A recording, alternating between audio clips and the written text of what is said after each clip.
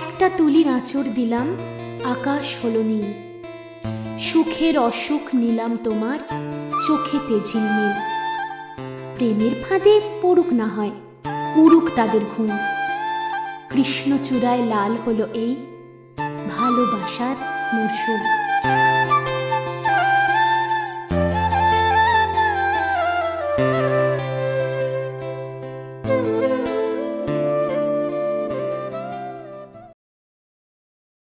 এই মেয়েটার মধ্যে না আছে কোনো সংস্কার, না আছে কোনো আমাদের আদব কায়দা মানিয়ে নেওয়ার ক্ষমতা। কি করে পছন্দ হলো তোর? সত্যি বাবা, আমাদের বাড়ির কালচারটা যে তুই কি করে ভুলে গেলি। কিন্তু কিসের ভিত্তিতে এই কথাগুলো বলছো তুমি মা? কি করেছে সঞ্চারী?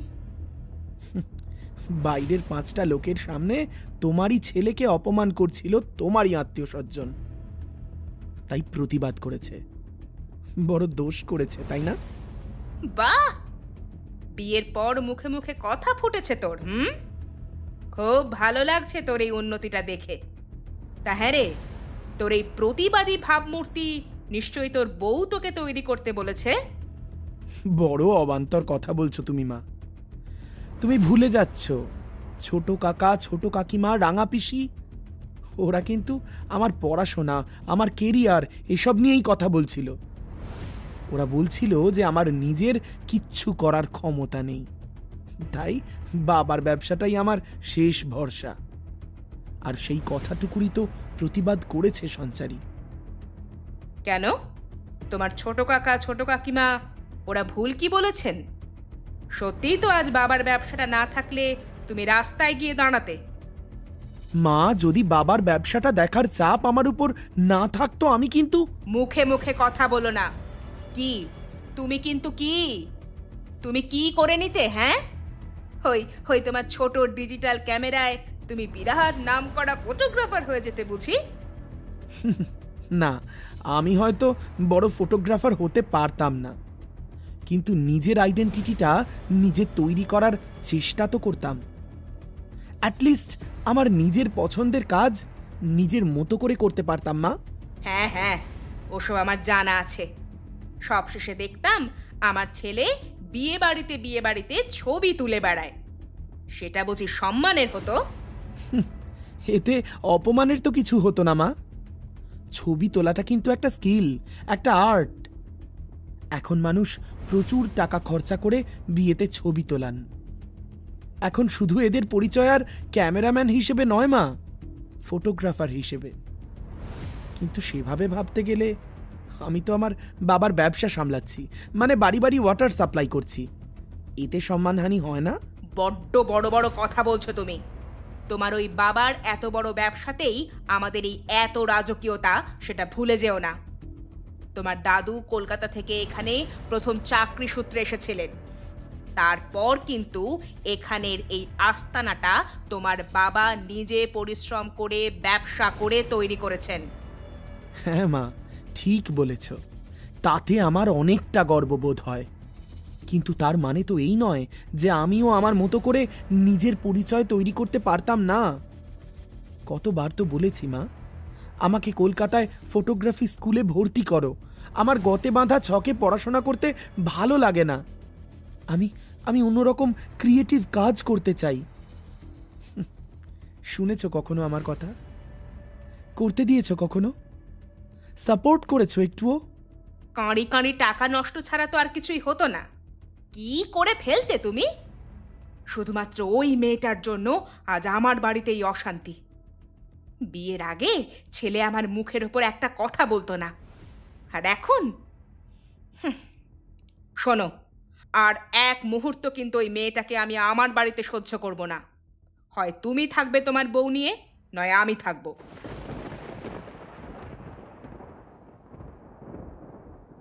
আজকের গল্প যাদের নিয়ে, অর্থাৎ শ্রীকান্ত আর সঞ্চারী, এই অশান্তিও ওদের জীবনেই ঘটে চলেছে। এতক্ষণে তো আপনারা নিশ্চয়ই বুঝতে পেরেছেন যে ওদের বিয়ের পর আর 5টা সাধারণ পরিবারে একদম চেনা ছকে যা হয়, এখানেও তাই হয়েছে। মায়ের একমাত্র ছেলে শ্রীকান্ত বিয়ের পর ভীষণভাবে বদলে গেছে বলেই মনে হচ্ছে উমাদেবীর। আর বারবার মনে হচ্ছে যেন ছেলের উপর অধিকার বোধ আস্তে আস্তে হারিয়ে ফেলছেন তিনি। এই ক্রাইসিস কিন্তু ছেলেদের জীবনে, বিশেষত একমাত্র ছেলেদের জীবনে ঘটে চলেছে যত্রতত্র। হ্যাঁ, অবশ্যই এর আঁচ এসে পড়েছে সঞ্চারীর উপরেও। নানা অপমান গঞ্জনা সহ্য করতে হচ্ছে, তাও আবার নিজের শ্বশুর বাড়িতে। মানিয়ে নিয়ে থাকার চেষ্টা করছে বারবার মেয়েটা, কিন্তু কোনোভাবেই শ্বশুর বাড়িটা মেয়েটার কাছে ঠিক নিজের বাড়ি হয়ে উঠছে না। শ্রীকান্তরও নিজেকে অসহায় মনে হচ্ছে, যেন কোনোভাবেই পরিস্থিতি সামলে নেওয়া যাচ্ছে না। বাবা মা আর স্ত্রীকে নিয়ে ছোট্ট একটা সংসার করার স্বপ্ন ছিল ওর। সেই স্বপ্নটাও বোধহয় আর সম্ভব হবে না বাস্তবে। মায়ের যখন এতই অনিচ্ছা, তখন আমার মনে হয় আমাদের আলাদা হয়ে যাওয়াটাই ভালো। কিন্তু শ্রীকান্ত, আমি তো জানি সঞ্চারী, আমি জানি তুমি আমার হয়েই প্রতিবাদ করেছিলে, কিন্তু তা সত্ত্বেও কি করব বলো? বাবা মায়ের বিরুদ্ধে আমি কোনোভাবেই যেতে পারবো না। নিস্তব্ধে চোখের জল ফেলল সঞ্চারী। না, কথা বাড়ায়নি, বরং নিজের প্রয়োজনীয় জামাকাপড় আর গুটি কয়েক পরিচয়পত্রের নামের কাগজগুলো সঙ্গে নিয়ে বাড়ি ছেড়েছিল মেয়েটা। কতই বা বয়স ওর, সদ্য কলেজ পাশ করে মাস্টার ডিগ্রিতে ভর্তি হয়েছিল। ভালোবেসেই শ্রীকান্তর হাত ধরে বিয়ে করে এসেছিল ওদের বাড়িতে। নিজের বাড়িতে বাবা মায়ের কাছে ঠিক যতটা যত্নে ছিল মেয়েটা, ততটা না হলেও আশা করেছিল এ বাড়িতেও সেই ভালোবাসাটুকু অন্তত পাবে। কিন্তু বিধি বাম, সব স্বপ্ন কি তাহলে এখানেই শেষ? আচ্ছা বন্ধুরা, আমাদের প্রায় প্রত্যেকের জীবনেই প্রেম শব্দটা অন্তত একবার করে আসবেই, তাই না? আর এই মাত্র দুটো অক্ষর কখনো সখনো বদলে দেবে আমাদের জীবনের গতিপথ। কি ঠিক বললাম? প্রেম শব্দটার রহস্যের উন্মোচন আদৌ কোনোদিন সম্ভব হবে? আচ্ছা, আর একটা কথার উত্তর দিন তো, প্রেম আর ভালোবাসা এই কথা দুটোই সমার্থক, নাকি এই দুটো কথার মধ্যেও বিস্তর ফারাক রয়েছে? আচ্ছা ধরুন, আরও একটা কথা আপনাকে জিজ্ঞাসা করলাম। প্রেম নামক সম্পর্কটা যখন একটা ছেলে বা একটা মেয়ের মধ্যে তৈরি হয়, অথবা দুটো মানুষের মধ্যে তৈরি হয়, তখন কোন দিকের এফর্ট বেশি থাকে? ছেলেটার দিক থেকে নাকি মেয়েটার? এই সব প্রশ্নগুলোই কিন্তু বড় বেশি বিতর্কিত। এই প্রশ্নগুলো রীতিমতো কমেন্ট সেকশনে ঝড় তুলতে পারে, আর এর উত্তরগুলো আপনাদের মতো অজানা আমাদের কাছেও। না বাবা, আমরা তো আর লাভ গুরু নই যে প্রেম ভালোবাসা এই সমস্ত ভারী ভারী বিষয় নিয়ে সব প্রশ্নের উত্তর আমাদের কাছে থাকবে। আমরাও আপনাদের মতোই উত্তরগুলো খুঁজে চলেছি। তবে হ্যাঁ, এটা অবশ্যই হলপ করে বলতে পারি যে প্রেম হয়তো যাওয়া আসা করতেই পারে জীবনে, কিন্তু ভালোবাসা সেই প্রেমের সম্পর্কের একটা বুনিয়াদ, একদম সেই পরিচিত অ্যাডহেসিভ ব্র্যান্ডের মজবুত জোরের মতো। যদি দুটো মানুষের মধ্যে ভালোবাসার সম্পর্ক থাকে, তাহলে টুটনা মুশকিল হি নেহি, না মুমকিন হ্যায়। তা সেই যতই বাধা বিপত্তি আসুক না কেন। ঠিক ধরেছেন বন্ধুরা, আজকের গল্প শুধুমাত্র একটা ভালোবাসার গল্প নয়, বরং বলা যেতে পারে সংসারের হাজার প্রতিকূলতা পেরিয়ে সেই ভালোবাসা টিকিয়ে রাখার গল্প। ও হ্যাঁ, ওই বিধিবদ্ধ সতর্কীকরণ থাকে না যে এই গল্পের সমস্ত চরিত্র কাল্পনিক, আজ কিন্তু ঠিক সেই রকম বিধিবদ্ধ সতর্কীকরণ থাকবে না, বরং আজ একটু উল্টো পথে হাঁটা যাক। আজ সব চরিত্র কাল্পনিক নয়, কিছু চরিত্র বাস্তবেও হয়। আর এমনই দুটো চরিত্র আজকের গল্পের কেন্দ্রবিন্দুতে রয়েছে, শ্রীকান্ত আর সঞ্চারী। এই দুই চরিত্র কিন্তু বাস্তব থেকে নেওয়া। ভালোবাসার মরশুমের পরিবারের দুই শ্রোতাবন্ধু, বাস্তবে ওদের এক্সিস্টেন্স রয়েছে। তবে হ্যাঁ, গল্প ওদের নিয়ে হলেও, গল্পের প্লট ওদের জীবন থেকে হলেও পারিপার্শ্বিক ঘটনার বিবরণ সবটা বাস্তব থেকে নেওয়া নয়। যাই হোক, অনেক ভনিতা হয়ে গেল, শুরু করা যাক গল্প। আজকের গল্পের নাম নীর ছোট ক্ষতি নেই। গল্পের লেখক প্রীতম, গল্প পাঠে আমি অন্তরা।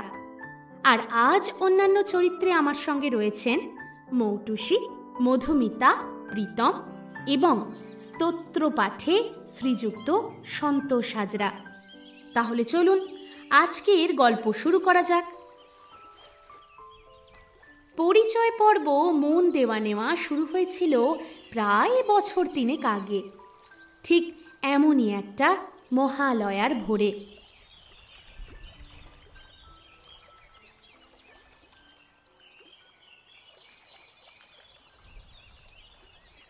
নিয়া 40 পাড়া গঙ্গার ঘাট। ভোর তখন প্রায় 5টা। আস্তে আস্তে সূর্য উঠছে আর আকাশ বাতাস পুজোর গন্ধে ভরে উঠছে। বহরমপুরের অলিতে গলিতে শুধুই বীরেন্দ্র কৃষ্ণ ভদ্র আর ঢাকের আওয়াজ। পাড়ার ছেলেরা কোথাও দল বেঁধে ঠাকুর আনতে যাচ্ছে, কোথাও আবার কাকু জেঠুরা চলেছেন তর্পণে। প্রতি বছর নিয়ম করে বাড়ি থেকে প্রায় 10 কিলোমিটার উজান বেয়ে বান্ধবী সন্দীপ্তাকে সঙ্গে নিয়ে নিয়া 40 পাড়ার এই গঙ্গার ঘাটে এসে হাজির সঞ্চারী। কারণ একটাই, ষষ্ঠী জেঠু। বাবার থেকেও সিনিয়র। ছোট থেকেই নাটক, থিয়েটার এসব নিয়ে বড় ব্যস্ত থাকতেন মানুষটা। এখন বয়স হয়েছে, তাই থিয়েটারের মঞ্চে খুব একটা দেখা যায় না। তবে মহালয়ার ভোরে এই গঙ্গার ঘাটে চণ্ডীপাঠ করতে ওনাকে আজও শোনা যায়।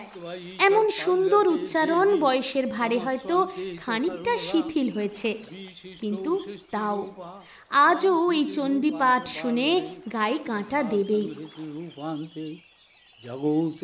জগন্ময়ী মহাবিদ্যা মহামায়া মহামেধা মহাস্মৃতি মহামোহা চ ভবতি মহাদেবী মহাসুরী প্রকৃতি সঞ্চ সর্বস্য। ষষ্ঠী চরণ বন্দ্যোপাধ্যায়ের গঙ্গার ঘাটে বসে চণ্ডীপাঠ শুনতে স্থানীয় বহু মানুষ এসে হাজির হন। ঠিক তেমনি সঞ্চারী এসেছে সন্দীপ্তার সঙ্গে। আর অন্যদিকে শ্রীকান্ত অবশ্য প্রতি বছর যে আসে এমনটা নয়, তবে এবছর এসেছে। কারণ অবশ্যই একটা রয়েছে। এবছর পুজোর আগে ও টিউশনির টাকা জমিয়ে শখ করে একটা ডিজিটাল ক্যামেরা কিনেছে।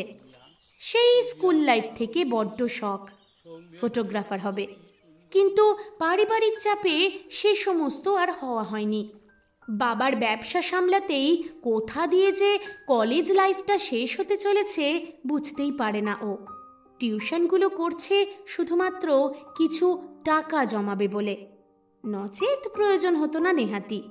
এখন এই ডিজিটাল ক্যামেরাটাই ওর কাছে দুধের স্বাদ ঘোলে মেটানোর একমাত্র উপায়।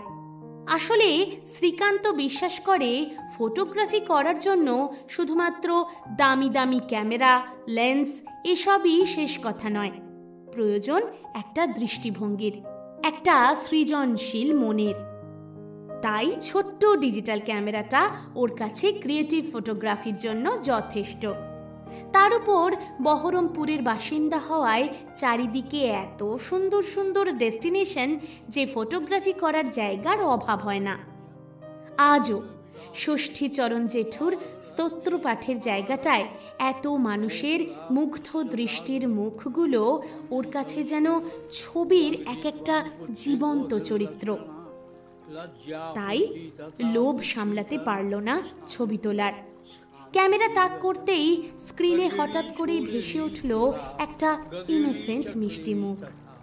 বেশ কয়েকটা ছবি, যাকে আমরা ক্যান্ডিড বলি আর কি। তেমনই কটা ছবি তুলে ফেলল শ্রীকান্ত, অবশ্য অনুমতি ছাড়াই। ব্যাপারটা প্রথমে নজর এলো সন্দীপ তার। চটপট সঞ্চারীকে সামান্য ধাক্কা দিয়েও বলল, দেখ সঞ্চারী, ছেলেটা কিরকম ড্যাব ড্যাব করে তোর দিকে তাকিয়ে রয়েছে। ও তাই বুঝি? খেয়াল করিনি তো। ভারী অসভ্য লোক তো। হুম, মুখে বললে অসভ্য আর মন মে লাড্ডু ফোটা। হ্যাঁ, চুপ কর জানোয়ার মেয়ে। হ্যাঁ, সে তো এখন আমাকে জানোয়ার বলবি। সত্যি কথাটা বলে দিলাম কি না? উচিত কথা বলতে নেই রে, উচিত কথা একদম বলতে নেই। শ্রীকান্তকে লক্ষ্য করেই সঞ্চারী আর সন্দীপটা কিছু একটা কথাবার্তা বলছে। ব্যাপারটা বেশ অস্বস্তিকর। হয়তো কোনোভাবে ওরা টের পেয়েছে। শ্রীকান্ত নিষ্পলক দৃষ্টিতে তাকিয়েছিল সঞ্চারীর দিকে, আর তাতেই হয়তো ওদের আপত্তি। তাই ব্যাপারটা খুব একটা কমপ্লিকেটেড হওয়ার আগেই সিন থেকে কেটে পড়াটাই ভালো। এমনটা মনে করেই শ্রীকান্ত গঙ্গার ঘাটের সিঁড়িগুলো দ্রুত পায়ে অতিক্রম করে পা বাড়ালো বাইকের স্ট্যান্ডের দিকে। আর কিছুক্ষণের মধ্যে ওদের দৃষ্টি বাইরে চলে যেতেই সঞ্চারী সন্দীপটাকে বলল, থাম তো, অনেক ন্যাকামো হয়েছে। ছেলেটা বোধহয় বুঝতে পারলো জানিস যে ওকে নিয়ে আলোচনাটা হচ্ছে, তাই হয়তো লজ্জা পেয়ে চলে গেল। আহারে, খুব কষ্ট হচ্ছে বল? নিশ্চয়ই ভাবছিস ছেলেটা কোথায় চলে গেল। সত্যি বলতে কি, মনে মনে যে সঞ্চারী সে কথা ভাবেনি তা কিন্তু নয়।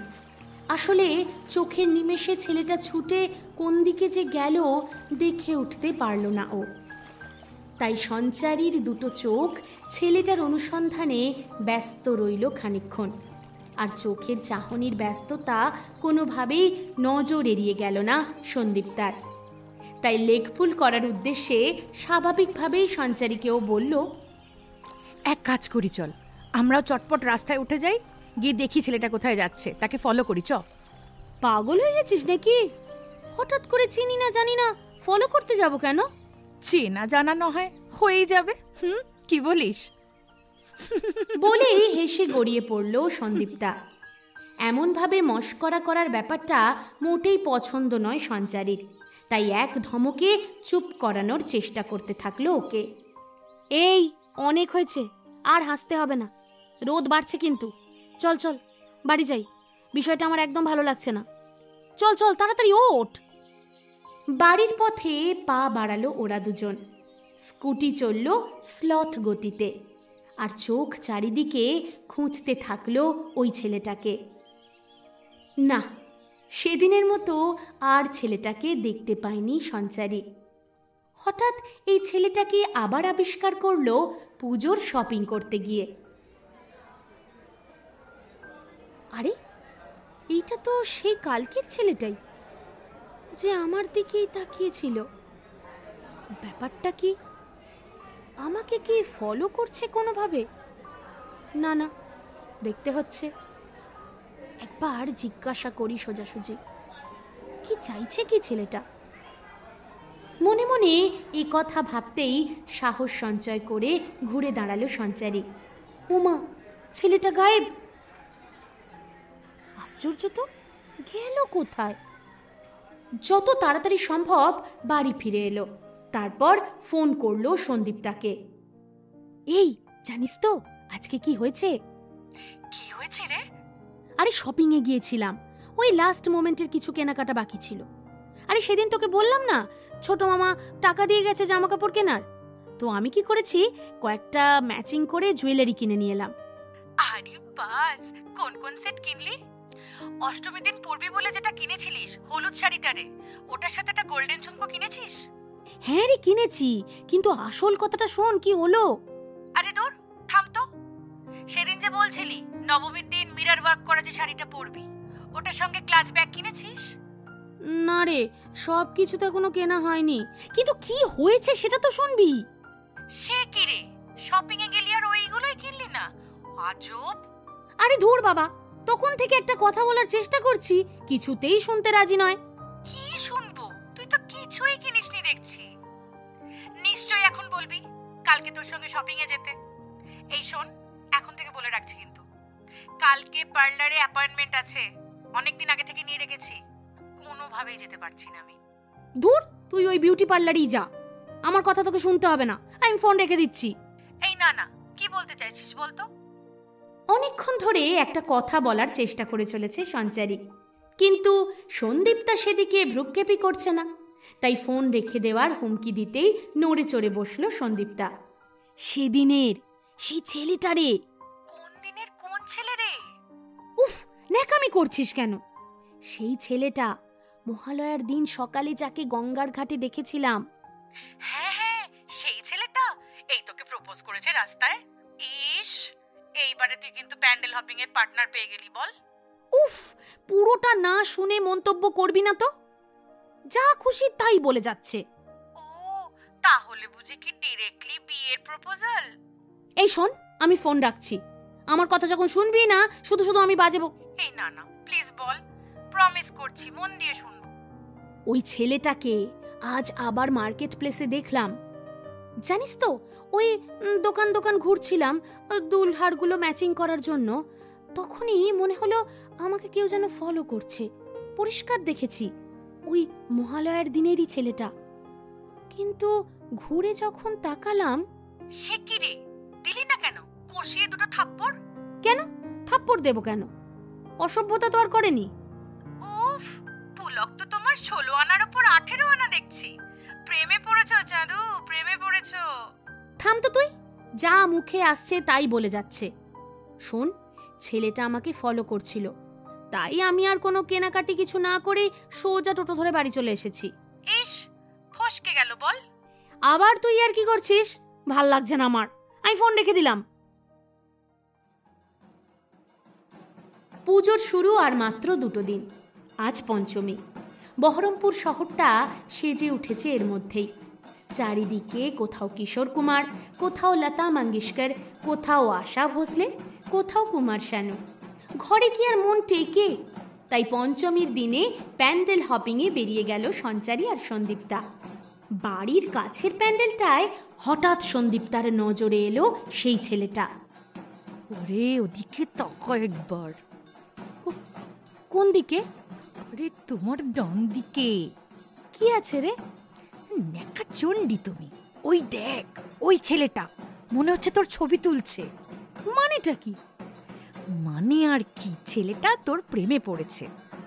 শয়নে স্বপনে জাগরণে খালি তোকেই দেখছে বোধহয়, তাই জন্য তোমার ছবি তুলছে। এই, সত্যি সত্যি আমার ছবি তুললো নাকি? তাহলে তো ব্যাপারটা খতিয়ে দেখতে হচ্ছে। তা কি খতিয়ে দেখবি শুনি? তা গিয়ে জিজ্ঞেস করবি, হ্যালো মিস্টার, আপনি কি আমার ছবি তুলছেন? তাহলে আমি ভালো করে পোজ দেব, তাই তো? Shut up! আমি গিয়ে যদি দেখতে পাই না যে ক্যামেরায় আমার ছবি তুলছে, সঙ্গে সঙ্গে সব ছবিগুলো ডিলিট করিয়েই ছাড়বো। আর এক কথায় করে দেবে। করে দেবে মানে? দিতে বাধ্য। হ্যাঁ, আমার ছবি তুলবে আমার পারমিশন ছাড়া? চত আমার সঙ্গে। বেশ রণচণ্ডী মূর্তিতে ভিড় ঠেলে সঞ্চারী শ্রীকান্তকে লক্ষ্য করে এগিয়ে গেল ওর দিকে। সোজা শ্রীকান্তর চোখে চোখ রেখে একটুও ঘাবড়ে না গিয়ে সঞ্চারী জিজ্ঞাসা করলো, এক্সকিউজ মি? আমাকে বলছেন? আমাকে কি ট্যারা মনে হচ্ছে? এবার খানিকটা ঘাবড়ে গেল শ্রীকান্ত। চোখে মুখে আত্মবিশ্বাসের অভাব ফুটে উঠেছে। হঠাৎ করে ধরা পড়ে যাবে ঠিক বুঝতে পারেনি। আমতা আমতা করে বলল, বলুন, কি বলছেন?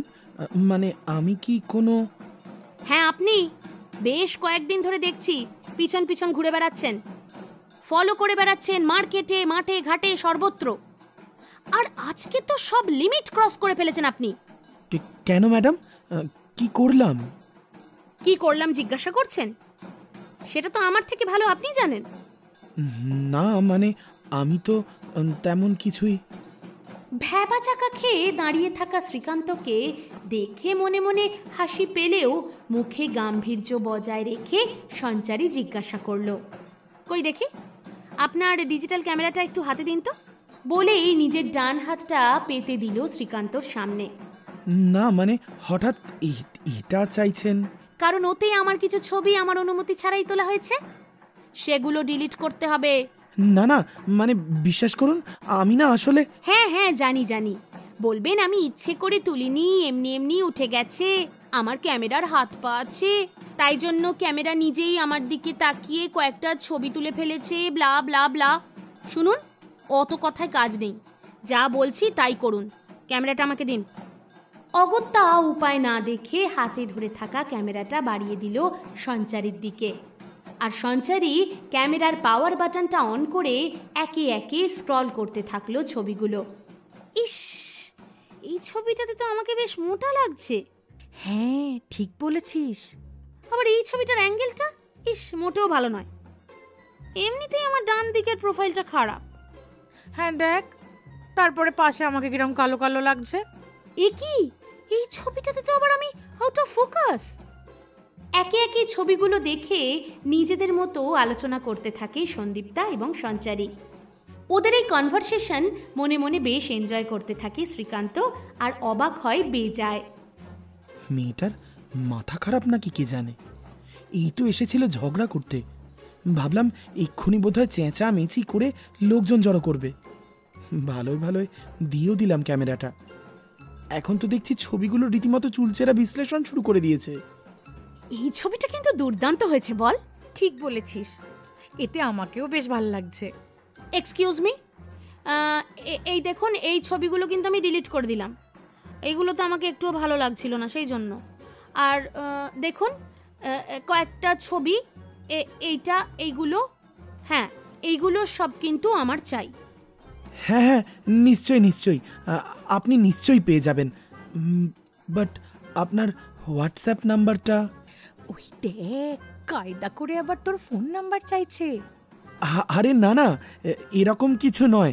আসলে ওনার নাম্বারটা না পেলে আমি ওনাকে এই ছবিগুলো মানে দেব কি করে, সেটাই। ওয়েল, আপনি আমার নাম্বারটা তাহলে নোট করে নিন। বলেই গড়গড় করে নিজের নাম্বারটা বলে দিল সঞ্চারী। শ্রীকান্ত একদিকে যেমন বেজায় খুশি, অন্যদিকে তেমন বেজায় কনফিউজড। এইমাত্র রেগে যাওয়া মেয়েটাকে হঠাৎ করে নিজের ছবি দেখে আনন্দে আত্মহারা হয়ে যাওয়ার যে ব্যাপারটা, সেটা মোটেই অ্যাকসেপ্ট করেনি শ্রীকান্ত। সত্যি বাবা, মেয়েদের মনে কখন যে কি হয় বোঝা ভারী দায়। বিড়বিড় করতে থাকে নিজের মনেই, আর নিষ্পলক দৃষ্টিতে তাকিয়ে থাকে সঞ্চারীর দিকে। এই যে, আবার কোথায় হারিয়ে গেলেন? শুনুন, এই ছবিগুলো আমাকে পাঠিয়ে দেবেন। আর হ্যাঁ, এরপর থেকে আর এরকম লুকিয়ে লুকিয়ে ছবি তুলবেন না। আমাকে বললে আমি এমনিতেই পারমিশন দিয়ে দিতাম। মুখে মৃদু হাসি রেখে বাঁ হাতে মাথাটা চুলকাতে শুরু করলো শ্রীকান্ত। মুচকি হেসে নিজের ডান হাতটা হ্যান্ডশেক করার জন্য বাড়িয়ে দিল। আমি Srikanta, nice to meet you. আমি সঞ্চারী, আর ও আমার বান্ধবী সন্দীপ্তা। এনিওয়ে, অনেকটা দেরি হয়ে গেছে, আসি, পরে দেখা হবে। বাকি কোনো কথা জিজ্ঞাসা করার আগেই হঠাৎ করে ভিড়ের মাঝে হনহন করে হাঁটতে শুরু করলো ওরা দুজন। আর কোনো একটা অজানা ঘোরের মধ্যে আচ্ছন্ন অবস্থায় দাঁড়িয়ে রইল শ্রীকান্ত, মণ্ডপের ভেতরেই।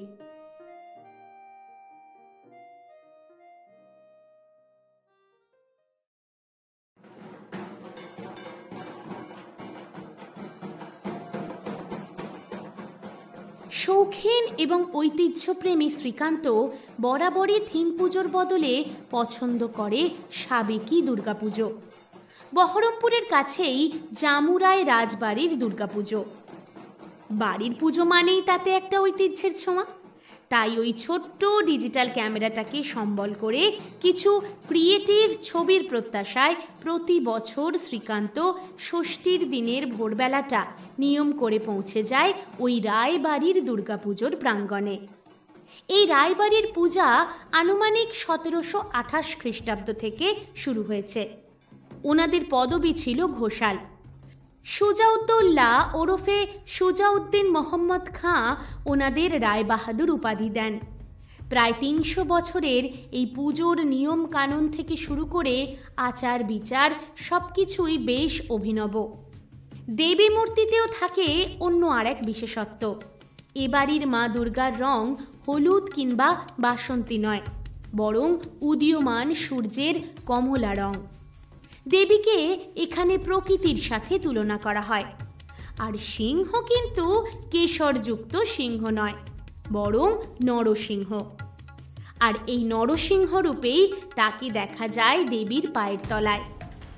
এবাড়ির সবচেয়ে ইন্টারেস্টিং ব্যাপার হলো ষষ্ঠীর দিন কলাবউ স্নানের রীতিনীতিটি।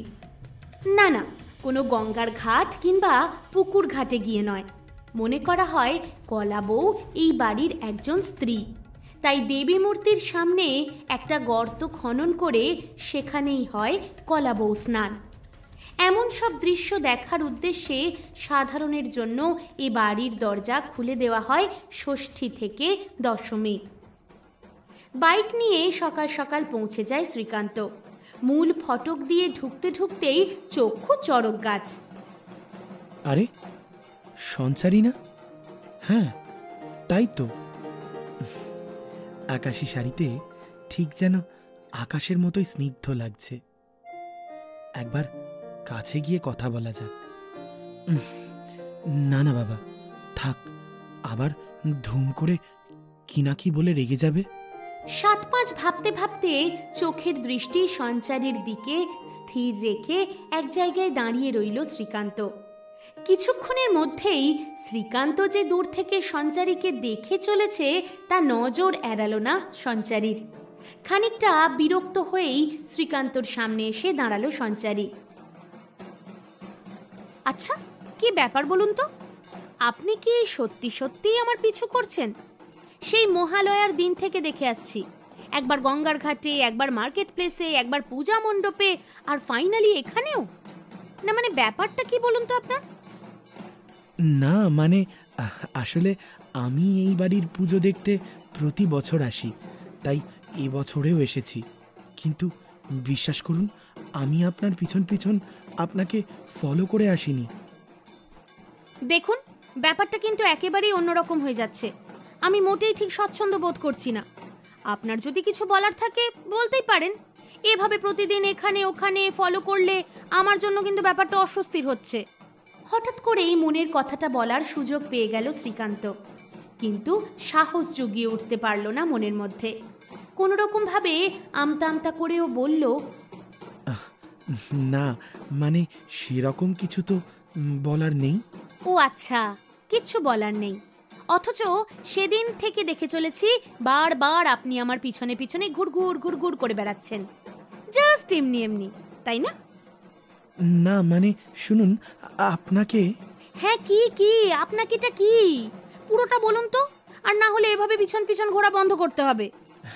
না আমি বলতে চাইছিলাম, মানে আপনাকে আকাশি শাড়িটা পরে খুব সুন্দর দেখতে লাগছে। এবার খানিকটা লজ্জা পেয়ে গেল সঞ্চারী। একবার শ্রীকান্তর মুখের দিকে তাকালো, আর তারপরেই নিজের চোখের দৃষ্টি নামিয়ে নিল।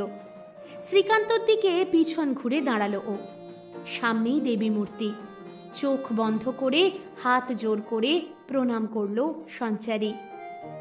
হায় হায়, এই ছেলেটা তো বেজায় ক্যাবলা, মুখে কিছুই বলবে না, অথচ ইস, ও কি বুঝতে পারছে না যে আমি ওকে পছন্দ করছি? ঠাকুর, ছেলেটাকে সৎ বুদ্ধি দাও। আমি একটা মেয়ে, আমার তো আগ বাড়িয়ে গিয়ে নিজের ভালো লাগার কথাটা স্বীকার করতে লজ্জা করে না কি?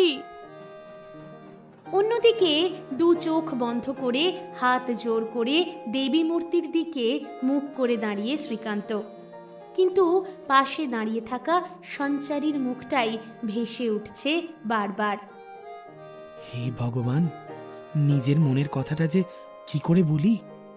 এই মেয়েটাকে যে ভীষণ ভালো লাগে আমার, কিন্তু ওকে বললেই যদি ও রেগে যায়। শক্তি দাও ঠাকুর, মনের কথাটা বলেই ফেলি তাহলে।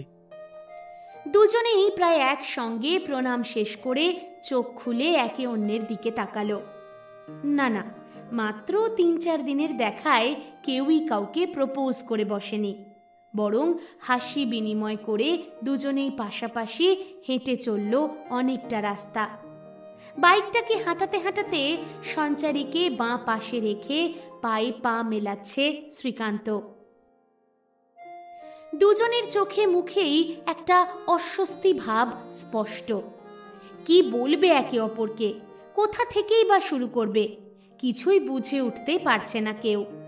প্রেমে পড়লে বোধহয় এমনটাই হয়, গুলিয়ে যায় সব কিছু। তা সত্ত্বেও এমন অদ্ভুত অনুভূতিগুলো সঙ্গে নিয়েই চলতে হয় তখন। মৌনতা ভেঙে প্রথম শ্রীকান্ত জিজ্ঞাসা করল, এখন কোথায় যাবেন তাহলে? বাড়ি যাব। আসলে প্রতি বছর এই পুজোটা দেখতে আসি এই দিনে, সেই কবেকার অভ্যাস। খুব ভালো লাগে সাবেকি পুজো দেখতে, তাই শুধু এটা দেখতেই এসেছিলাম। ব্যাস, এবার বাড়ি ফেরার পালা। ওহো, কোইন্সিডেন্টলি আমারও কিন্তু জামুরাই বাড়ির পুজো ভীষণ ভালো লাগে। আমি অনেক বছর হয়ে গেল এই দিনটা মিস করি না। ও আচ্ছা, তাই বুঝি। আগে কিন্তু দেখা হয়নি। হ্যাঁ, হয়তো মিস করে গেছি। ইফ ইউ ডোন্ট মাইন্ড, আপনার বাড়িটা ঠিক কোন জায়গায়? আমার বাড়িটা একটু দূরে, ওই লালবাগের কাছে। চক রাজা বাজারের নাম শুনেছেন? ওখানে ত্রিপলি গেটের কাছে। ও আচ্ছা, তাই বুঝি। আমার বাড়িও তো লালবাগেই, কুতুবপুর প্রাইমারি স্কুল, চেনেন তো? হ্যাঁ, আপনার বাড়ি থেকে মাত্র ওই 10-15 মিনিটের দূরত্ব। হ্যাঁ, খুব কাকতালীয় বলুন। সত্যি কাকতালীয়। যদি কিছু মনে না করেন, আমি তো বাড়ি ফিরছি, আপনাকে কিন্তু ড্রপ করে দিতে পারি। খানিকটা ইতস্তত করলো সঞ্চারী, তারপর বলল, না না, তার কোনো দরকার হবে না। আমি এখান থেকে একটা টোটো নিয়ে ঠিক চলে যাব। থ্যাঙ্কস। আপনি কিন্তু হেজিটেট করছেন। ভালোই বাইক চালাই ম্যাডাম, একবার বসে দেখলে ক্ষতি নেই। বিশ্বাস করুন, কোনো খারাপ অভিসন্ধি নেই আমার। আর শ্রীকান্তকে এড়িয়ে যাওয়া সম্ভব হচ্ছে না। চেপে বসলো বাইকে। এই প্রথম ওদের যাত্রা শুরু। বাইক চলছে ধীর গতিতে, যাতে এই পথ যেন তাড়াতাড়ি না শেষ হয়। প্রথমটায় জড়সড় হয়ে বাইকের পিছনের হাতলটাকে ধরে বেশ ভয়ে ভয়ে বসেছিল সঞ্চারী। রাস্তার ঝাঁকুনিতে শ্রীকান্তর দিকে খানিকটা এগিয়ে এলো, আর কিছুক্ষণের মধ্যেই শ্রীকান্তর ডান কাঁধে নিজের ডান হাতটা খামচে ধরে রাস্তার ঝাঁকুনি থেকে নিজেকে সামলে নিল সঞ্চারী। আরে হেজিটেট করছেন কেন ম্যাডাম? ধরে বসো, চিন্তার কিছু নেই। এবার লজ্জায় রাঙা হয়ে উঠল সঞ্চারীর মুখ। লুকিং গ্লাসে সেই দৃশ্য এড়িয়ে গেল না শ্রীকান্তর চোখে। মনে মনে খানিকটা খুশি হলো। তবে কি শুরু হলো ওদের ভালোবাসার গল্প?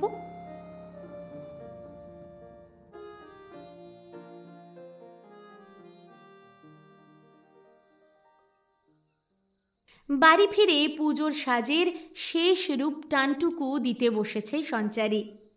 ওই সামান্য মুলতানি মাটি, গোলাপ জল, চন্দন আর হলুদের গুঁড়ো, ব্যাস ঘরোয়া ফেস প্যাক তৈরি। চটপট ট্যান তুলে ত্বকের জেল্লা ফেরত আনতে এইটুকুই করে সঞ্চারী। আর সব সমস্যার হোম রেমেডি ওর বেশ ভালোই জানা আছে।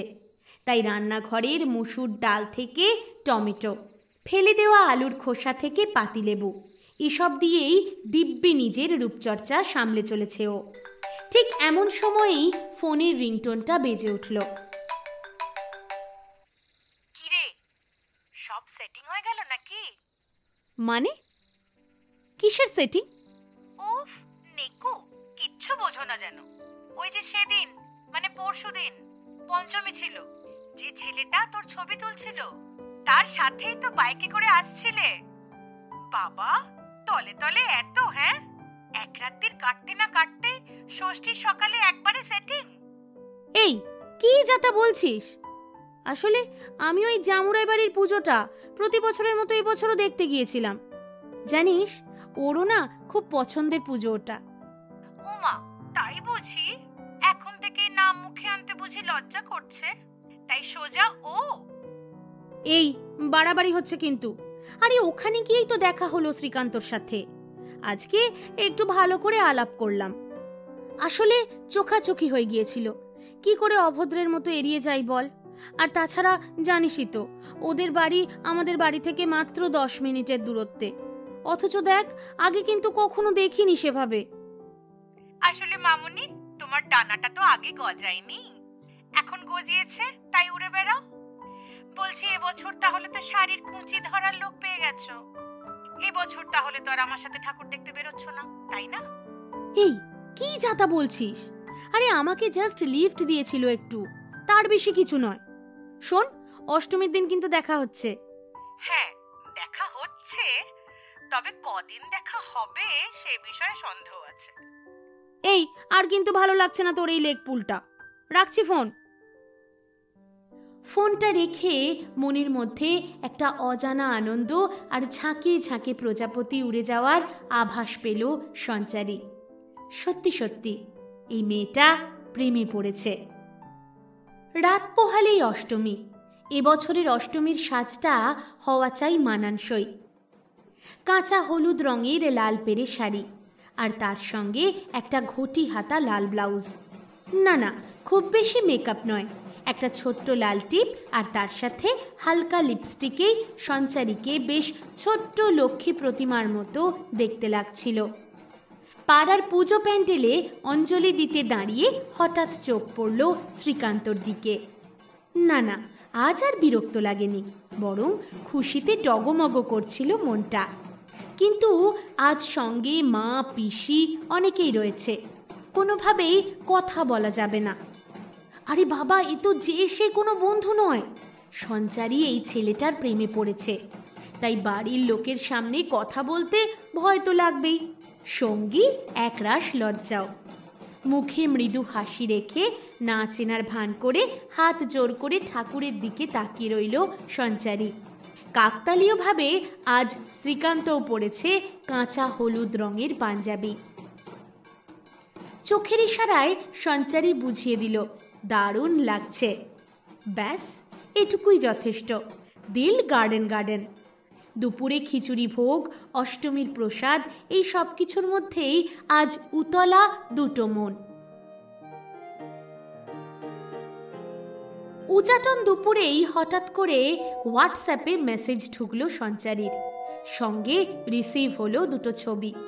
ছবি দুটো ডাউনলোড হতেই বুঝতে বাকি রইল না নাম্বারটা কার। পঞ্চমীর দিন পুজো মণ্ডপে বিনা অনুমতিতে শ্রীকান্তর ডিজিটাল ক্যামেরায় তোলা দুটো ছবি, সঙ্গে লেখা রয়েছে তোমার পুজো গিফট। চটপট টাইপ করে থ্যাংক ইউ জানাতে ভুলল না সঞ্চারী। আজ একবার দেখা করা যায় সন্ধেবেলা? আজ? কখন? কোথায়? ভাঙা বটতলা, গোয়ালটুলি। সন্ধেবেলা ঠিক 6টার সময়। আসবে তো? আসবো। সে অর্থে প্রথম দেখা এখানে, তারপর অবশ্য জল গড়িয়েছে অনেকটা। এ প্রেম শুধুমাত্র দশমীর সঙ্গে সঙ্গে বিসর্জন হয়ে যায়নি, বরং আরও ঘন ঘন হয়েছে মেলামেশা। চলতি পথের বাঁকে, মন খারাপ করা দুপুরে, নির্জন সন্ধেবেলায়, কনকনে শীতের ভোরে দেখা হয়েছে অনেকবার। তবু যেন সেই প্রথম দেখার দিনটা কোনোভাবেই ভুলতে পারেনি দুজনে। কখনো কাটরা মসজিদের ছাদ খোলা বিরাট প্রাঙ্গণটায় দাঁড়িয়ে ক্যামেরার সামনে পোজ দিয়েছে সঞ্চারী, আর নিজের মনের মতো করে ফটোগ্রাফি ঝালিয়ে নিয়েছে শ্রীকান্ত।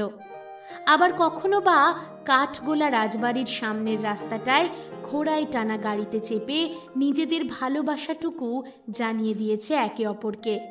কোনো এক নিরলস শীতের দুপুরবেলা কাঠগোলা রাজবাড়ির সামনের পুকুরটার ওই লাল নীল মাছগুলোকে খেতে দিয়েছে দুজনে মিলে, আর অনাবিল আনন্দে ভেসে গেছে দুজন। কখনো বা ওদের চোখে চোখে কথা হয়েছে, মতি ঝিলের বাইরে মাটির ভাঁড়ে ধোঁয়া ওঠা চা খেতে খেতে। তবু যেন আজও কোথাও কোনো একঘেয়েমি আসেনি দুজনের প্রতি দুজনের ভালো লাগায়। এবার তাহলে বাড়িতে বিয়ের কথাটা বলা যেতে পারে কি? হ্যাঁ, এখনই? না মানে আমার আপত্তির কিছু নেই, কিন্তু সবেমাত্র গ্র্যাজুয়েশনটা শেষ হলো। আসলে আমি কি করে বাড়িতে? দাঁড়াও দাঁড়াও, আমি ব্যবস্থা করছি। আগে বরং আমি আমার বাড়িতে জানাই, তারপর না হয় আমার বাড়ি থেকেই প্রস্তাব যাক তোমাদের বাড়িতে। ইস, আমার বড্ড ভয় করছে, যদি কিছু গন্ডগোল হয়। আরে ধুর, ভয় পেলে চলবে নাকি? নো ওয়ে, আজ নয় কাল জানাতে তো হবেই। ব্যাস, যেমন বলা তেমন কাজ। মা, তোমার সঙ্গে না কিছু কথা ছিল। বেশ তো, বল না। বলছিলাম, তোমার যদি কোনো আপত্তি না থাকে। আরে বাবা, এত কিন্তু কিন্তু করছিস কেন? কি হয়েছে খুলে বল তো। আসলে মা, আমি না একটা একটা মেয়েকে খুব। বাবা, এ তো দেখি আমার ছেলে খুব বড় হয়ে গেছে। তা কতদিন ধরে চলছে এসব প্রেম ভালোবাসা? খুব বেশি দিন নয় মা, তাও বছর দুয়েক। সে কি, এত দিনের মেলামেশা অথচ আমার কানে এসে পৌঁছায়নি? তা কি নাম তার? কোথায় বাড়ি? আস্তে আস্তে দুই বাড়িতেই ব্যাপারটা জানাজানি হলো। না না, সত্যি বলতে কি, প্রথমটায় তেমন আপত্তির কিছু কারণ ছিল না। খুব বেশি স্ট্রাগল করতে হয়েছে এমনটা নয়। বেশ নির্ঝঞ্ঝাটেই 4 হাত এক করার পর্ব মিটিয়ে ফেলেছে দুই বাড়ি থেকেই। আসলে স্ট্রাগল শুরু হলো ঠিক এরপর থেকে।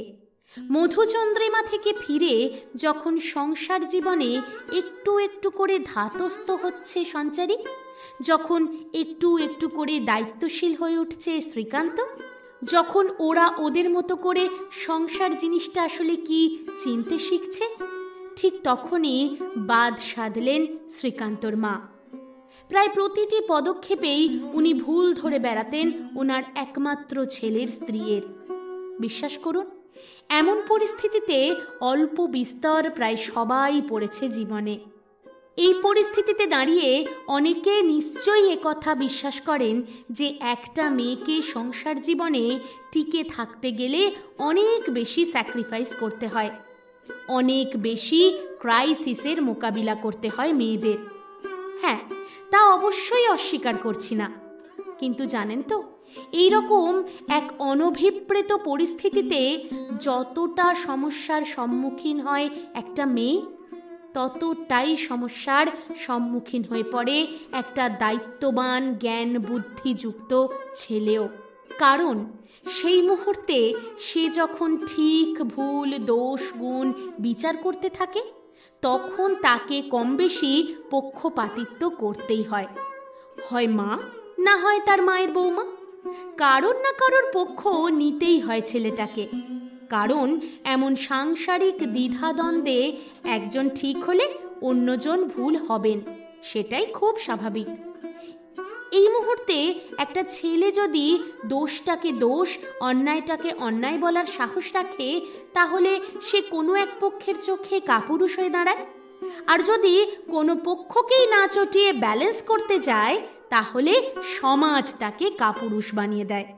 তাই ক্রাইসিস থেকে একটা ছেলেরও বেরোনোর উপায় জানা থাকে না। ঠিক আজকেও আমাদের গল্পের হিরো মানে শ্রীকান্তও এই পরিস্থিতি কি করে মোকাবিলা করবে তা বুঝে উঠতে পারেনি। আজকের পর আশা করি এ বাড়িতে আর কোনো সমস্যা হবে না, জানো তো। আমি আর এ বাড়িতে থাকবো না। এসব তুমি কি বলছো সঞ্চারী? জানি জানি সমস্যাটা গভীর, কিন্তু তা সত্ত্বেও আমরা একটু চেষ্টা তো করতে পারি নাকি? নিশ্চয়ই পারি, মানিয়ে নিতে চাইও আমি। কিন্তু আমার মানিয়ে নেওয়া বা মানিয়ে নিতে চাওয়াটাই তো যথেষ্ট নয়, কারণ এই সংসারটা আমার নয়, তোমার মায়ের। শ্রীকান্ত, না, সংসারটা শুধু মায়ের নয়। মানছি এই সংসারে মায়ের অবদান অনেক। মা বটবৃক্ষের মতো গোটা সংসারটাকে সামলেছেন, প্রয়োজনে বাবার ব্যবসাতেও হাত লাগিয়েছেন। তার মানে কিন্তু এই নয় যে মা যা বলবেন তা ভুল হলেও সেটাই মাথা পেতে মেনে নিতে হবে। কি করব শ্রীকান্ত? মেনে নেওয়া ছাড়া আর কি কোনো উপায় আছে? নিশ্চুপ নির্বিকার হয়ে দাঁড়িয়ে থাকে শ্রীকান্ত। সমস্ত অন্যায়ের, সমস্ত ভুলের প্রতিবাদ করতে জানেও, কিন্তু এ লড়াই যে নিজের বিরুদ্ধে নিজের লড়াই, মায়ের যখন এতই অনিচ্ছা, তখন আমার মনে হয় আমাদের আলাদা হয়ে যাওয়াটাই ভালো। কিন্তু শ্রীকান্ত, আমি তো জানি সঞ্চারী, আমি জানি তুমি আমার হয়েই প্রতিবাদ করেছিলে, কিন্তু তা সত্ত্বেও কি করব বলো? বাবা মায়ের বিরুদ্ধে আমি কোনোভাবেই যেতে পারবো না।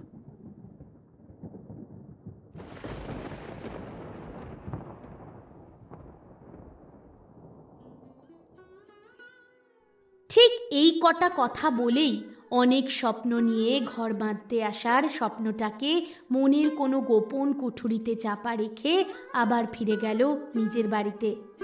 সেখানে হয়তো শ্রীকান্তর বাড়ির মতো রাজকীয়তা নেই, প্রতিপত্তি নেই, কিন্তু মধ্যবিত্তের প্রতিটি বাবার কাছে তার মেয়ে রাজরানী হয়েই থাকে। এমন বিচ্ছেদ চায়নি শ্রীকান্ত নিজেও। দুদিন, এক সপ্তাহ, 2 সপ্তাহ, এমনকি 1 মাস 2 মাস চলে গেল, না কোনো পক্ষ থেকেই 1 পা 2 পা এগিয়ে এলো না কেউ। তবে দুপক্ষই নিষ্পলক রাত্রি কাটালো, সবার অলক্ষ্যে চোখের জলে বালিশ ভেজালো, ঘন্টার পর ঘন্টা অপেক্ষা করল। এই বুঝি বরফ গলল। শুধুমাত্র একটা ফোন কল কিংবা একটা SMS এর অপেক্ষা করে গেছে ওরা, কিন্তু ওই কোনো এক অজানা শক্তি, অজানা ভয় বাধা দিয়েছে বারবার। বলেছিলাম আমি, ওই মেয়ে সংসার করতে পারবে না। হলো তো, মিলল তো আমার কথা? একবারও খোঁজ নিয়েছে তোর? এইসব কি বলছো তুমি? এইসব বলা তোমার মুখে সাজায় না মা। মাথায় রেখো, সংসার করতে পারেনি এমনটা নয়, তুমি ওকে সংসার করতে দাওনি। তাই নাকি বাবু? এই বয়সে এসে তোর মুখ থেকে আমায় তাহলে এই কথা শুনতে হলো? শোন, মায়ের কথা মিথ্যে হয় না। ওই মেয়ে সংসার করতে নয়, ভাঙতে এসেছিল। কেন মা, কি শত্রুতা ছিল তোমার সঙ্গে ওর? মা মানেই সব কথা সত্যি বলে এমনটা কিন্তু সত্যি নয় মা। মাথায় রেখো, আমি যথেষ্ট বড় হয়েছি, দায়িত্ব নিতে শিখেছি। ঠিক ভুল প্রতিটা বিচার করার ক্ষমতা আমার হয়েছে, আর এক্ষেত্রে আমি জানি কে ঠিক আর কে ভুল। তুই কি বলতে চাইছিস তাহলে? তোর বউকে আমি সংসার করতে দিইনি? আমার জন্যই তোর বউ ওর নিজের বাড়িতে ফিরে গেছে? হ্যাঁ হ্যাঁ হ্যাঁ, তাই তো এই সব কথাগুলো শুনবো বলেই তো তোকে আমি বড় করেছি, তাই তো। তাহলে ছোটবেলায় মুখস্থ করাতে কেন বইয়ের ওই লেখা লাইনগুলো? অন্যায় দেখলেই নাকি অন্যায়ের প্রতিবাদ করতে হয়, ঠিক ভুল যে বিচার করতে পারে না সে মানুষ নয়। নাকি ওগুলো শুধুই শেখানোর জন্য শিখিয়েছ মা? বড়রাও ভুল করে, আর ছোটরা সেই ভুল চোখে আঙুল দিয়ে দেখিয়ে দিলে শিখে নিতে ক্ষতি কি মা? অনেক বড় বড় কথা শুনে নিয়েছি এই বয়সে। ক্ষমতা থাকলে আমাদের সাপোর্ট ছাড়া নিজে বাইরে গিয়ে একা থাকো, বউ নিয়ে আলাদা সংসার করো। ঠিক তখন বুঝতে পারবে যে সংসার কি চাপের জিনিস। 2 দিনও টিকতে পারবে না, সেই এখানেই তোমায় ফিরে আসতে হবে।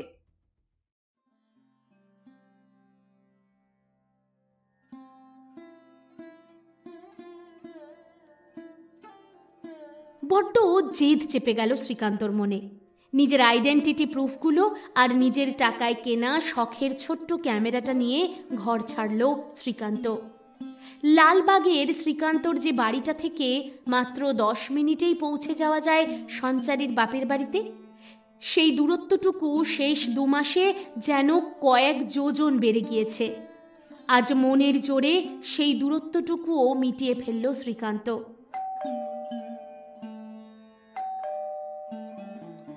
কলিং বেলের আওয়াজ আসতেই দরজা খুলল সঞ্চারী। চোখে মুখে আনন্দের ছাপ, জড়িয়ে ধরতে ইচ্ছে করছে ওকে। তুমি? হ্যাঁ, আমি। ভেতরে এসো, এসো। না, তুমি বাইরে এসো। কোথায় যাব শ্রীকান্ত? আমার সঙ্গে। তোমাদের বাড়ি? না, আমাদের বাড়ি। আমাদের বাড়ি মানে? আমি আজ বাড়ি ছেড়ে চলে এসেছি সঞ্চারী। মধুপুরে একটা ছোট্ট বাড়ি ভাড়া নিয়েছি। সেখানে কোনো বিলাসিতা নেই, সেখানে প্রাচুর্য নেই, সেখানে অনেক কিছুই নেই সঞ্চারী। কিন্তু সেখানে আমি আছি। তোমার প্রতি আমার অগাধ ভালোবাসা আছে। যাবে প্লিজ আমার সঙ্গে? আর পিছন ফিরে তাকায়নি সঞ্চারী। ঘর ছেড়ে সেই ঘর বাঁধল ওরা দুজন। না, হয়তো বাড়িটা একেবারে নিজের নয়, ভাড়া বাড়ি, কিন্তু যে আকাশটা দুজনকে শান্তি দেয় সেই আকাশের মালিক কিন্তু একজনই। তাই নীর ছোট, ক্ষতি নেই, আকাশ তো অনেক বড়। সেই আকাশেই না হয় শান্তি খুঁজে নিক ওরা।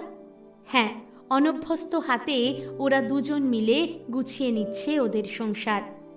সঞ্চারীর পোষ্য প্রেম আর তার ফলস্বরূপ দুটো ছোট ছোট রোডেশিয়ান আর স্পেনিয়াল, আর সঙ্গে বেশ কতগুলো বিড়াল। আর সঞ্চারী আর শ্রীকান্তর একে অন্যের প্রতি অগাধ ভরসা, বিশ্বাস, ভালোবাসা। এই নিয়ে ওদের সংসার চলছে ভালোই। দুজনে মিলে ছোট্ট একটা রেস্তোরাঁও খুলেছে, সঙ্গে একটা ছোট্ট কফি কর্নার। গোটা রেস্তোরাঁ আর কফি কর্নারটা সাজিয়েছে শ্রীকান্তর তোলা নানান রকম ছবি দিয়ে। এখন অবশ্য আস্তে আস্তে একটা ডিএসএলআর ক্যামেরাও কিনেছে ও। অনলাইন ফটোগ্রাফির কোর্স করে ছোটোখাটো ফটোগ্রাফির অ্যাসাইনমেন্টও করতে যায় শ্রীকান্ত। সঞ্চারী নিজেও ছোট ছোট ভিডিও করে সোশ্যাল মিডিয়া সাইটে আপলোড করে। এই নিয়েই দিব্যি চলছে ওদের ছোট্ট সংসার। আজ আবার মহালয়া, বিয়ের পর এটা ওদের প্রথম মহালয়া। এই শ্রীকান্ত, ওঠো না, তাড়াতাড়ি চলো, গঙ্গার ঘাটে যাবে না? আর একটু ঘুমোই না, এখনো তো ভোরের আলোই ফোটেনি। না না, কোনোভাবেই না। ষষ্ঠী জেঠু চণ্ডীপাঠ শুরু করলো বলে দেখো অনেকটা যেতে হবে কিন্তু। এই ওই দেখো পাশ ফিরে শোয়। আরে ওঠো তাড়াতাড়ি। উফ বাবা, ঘুম তো ভাঙতেই যাইছে না।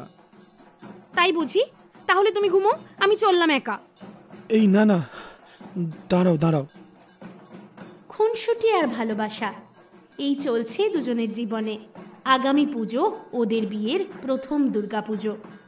সব ঝড় ঝঞ্ঝাট কাটিয়ে ওরা সারা রাত ঠাকুর দেখবে প্যান্ডেলে প্যান্ডেলে। না, আর বাড়ির লোকজনদের থেকে লুকিয়ে নয়, ঢাকের আওয়াজে তাল মেলাবে ওরা। কখনো বা বন্ধ ঘরে মৃদু আলোর নিচে হালকা মিউজিককে ব্যাকগ্রাউন্ডে রেখে বল ডান্স করবে। জীবনটাকে বাঁচবে ওরা নিজেদের মতো করে। ওরা ওদের পুজো ভালো কাটাক, সঙ্গে ভালো করে কাটাক আগামী দিনগুলো। আপনারা সকলেই ভালো কাটান আপনাদের পুজো নিজেদের মতো করে।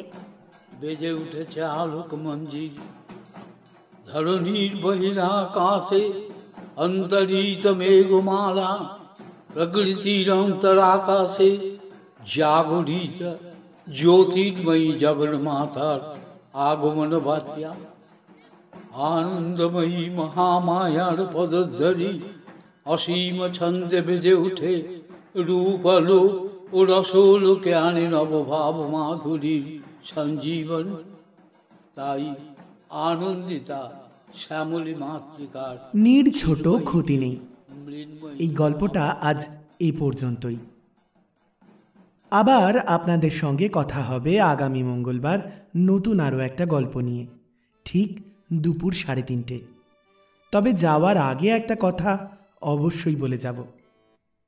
যদি এই গল্পটা আপনাদের ভালো লেগে থাকে তাহলে অবশ্যই একটা লাইক আর কমেন্ট কিন্তু চাই। আর যদি আপনি আমাদের চ্যানেলে নতুন হন তাহলে অবশ্যই আমাদের চ্যানেলটা সাবস্ক্রাইব করে নোটিফিকেশন পাওয়ার জন্য বেল আইকনটা প্রেস করে রাখার অনুরোধ রইল। আর হ্যাঁ, যারা আমাদের শ্রোতা বন্ধুরা তাদের নিজেদের জীবনের সত্যিকারের ভালোবাসার কাহিনী নিজেদের নামে অথবা বেনামে আমাদের মাধ্যমে ছড়িয়ে দিতে চান অন্য অনেক অজানা বন্ধুদের মাঝে, তারা কিন্তু এভাবেই আমাদের কাছে তাদের নিজেদের ভালোবাসার গল্প জানাতে পারেন। আমরা চেষ্টা করব তাদের ভালোবাসার গল্পকে একটা অডিও স্টোরি রূপ দিয়ে আমাদের বন্ধুদের মাঝখানে ছড়িয়ে দিতে। আপনারা তো জানেনই, ভালোবাসার মরশুম এখন থেকে ওয়েবসাইটেও অ্যাভেলেবেল, www.bhalobasharmorsum.com। এই আমাদের ওয়েবসাইট লিংক, যা ডেসক্রিপশন বক্সে দিয়ে রাখলাম। সঙ্গে রইল ভালোবাসার মরশুম ফেসবুক পেজের লিঙ্কটাও। সম্ভব হলে ফলো করে দিতে পারেন সেখানেও। এবার চলে আসব গত পর্বে যে 10 জন প্রথম সঠিক উত্তরদাতা সঠিক উত্তর দিয়েছিলেন তাদের নাম ঘোষণায়। তারা হলেন শান্তনু বর্মন, মোহিনী ভট্টাচার্য, সঞ্চারী নায়েক, মাসুমা আক্তার, রূপালী ঘোষ, জয়শ্রী কুমারী, শুক্লা দত্ত, সৌরভ পাত্র, রিমি সেন, সুচিত্রা প্রামাণিক, তৃপ্তি সহ অনেকেই। এবার চলে আসি আজকের পর্বের প্রশ্নে। আজকের প্রশ্ন, শ্রীকান্ত সঞ্চারীকে অষ্টমীর সন্ধেবেলা ঠিক কোন জায়গায় মিট করার জন্য ডেকে পাঠিয়েছিল? যদি জানা থাকে সঠিক উত্তর, তাহলে অবশ্যই চটপট কমেন্ট বক্সে টাইপ করে ফেলো তোমাদের উত্তর। প্রতি পর্বের মতো আগামী পর্বেও প্রথম 10 জন সঠিক উত্তরদাতার নাম ঘোষণা করব আমি।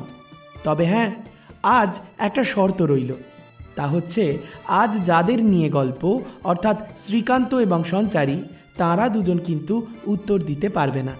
আজ তবে এ পর্যন্তই। কথা হচ্ছে আগামী শুক্রবার রাত্রি 8টায়, আর তারপর আবার আগামী মঙ্গলবার দুপুর ঠিক 3:30। ভালো থেকো প্রত্যেকে, ভালোবাসার মরশুমের সঙ্গে থেকো।